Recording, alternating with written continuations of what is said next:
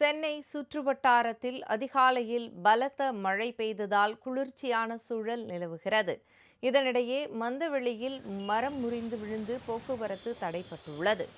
மேற்கு திசை காற்றின் வேக மாறுபாடு காரணமாக கடந்த சில நாட்களாக தமிழகத்தின் ஒரு சில இடங்களில் விட்டுவிட்டு மழை பெய்து வருகிறது. இந்நிலையில் சென்னை, செங்கல்பட்டு மாவட்டங்களில் இன்று காலை பரவலாக இடி மின்னலுடன் கனமழை பெய்தது. மிக குறைந்த நேரத்தில் ஒக்கியம், துரைப்பாக்கம் பகுதியில் 11 சென்டிமீட்டர் அளவுக்கு மழை பதிவாகியிருக்கிறது. ராஜா அண்ணாமலைபுரத்தில் 10 சென்டிமீட்டர், அடையாறில் 9 சென்டிமீட்டர், ஈஞ்சம்பாக்கத்தில் 8 சென்டிமீட்டர் அளவிற்கு மழை பதிவாகியிருக்கிறது. இதனிடையே சென்னை மந்தைவெளி பகுதியில் கனமழையின் காரணமாக மரம் முறிந்து விழுந்து கிடப்பதால் போக்குவரத்துக்கு இடையூறு ஏற்பட்டுள்ளது.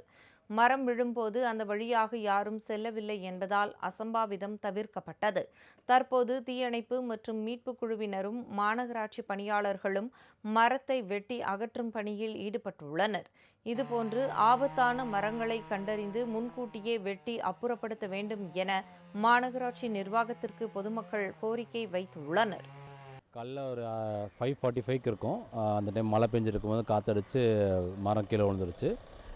எதிரில் இந்த கார் மேலேயும் எதிர் வீட்லேயும் விழுந்துருச்சு. நல்ல வேலை யாரும் அடியெலாம் யாருக்கு எதுவும் படலை. ஸோ இந்த மரத்தை மட்டும் அகற்றணும். காலையில் ஒரு 7 மணிக்குள்ளே வந்து அகற்ற பணியை ஆரம்பிச்சிட்டாங்க. இப்போது நல்ல காற்று மழை நிறைய அடிச்சு தண்ணி நல்லா இது வரைக்கும் வந்துடுது தண்ணி. அப்போ அப்படியே சாஞ்சிடுது.